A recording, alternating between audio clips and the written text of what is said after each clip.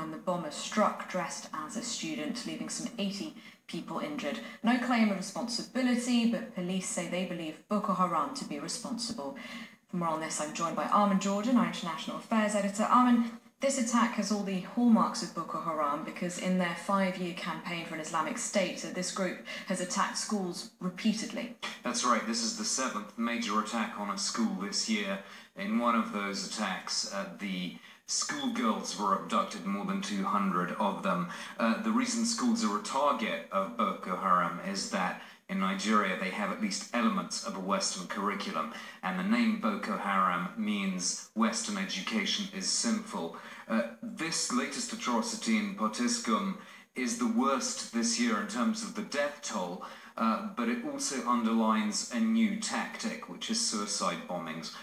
Those were relatively rare in Nigeria in previous years. Indeed, even this year, most of the attacks on schools have been bombings or gunmen attacking buildings. And now this is actually the second suicide attack in the space of, well, the last one was in September. So people are now speculating that this might constitute a real trend, something that perhaps offers Boko Haram shock value and also seems to be quite efficient in terms of causing mass casualties.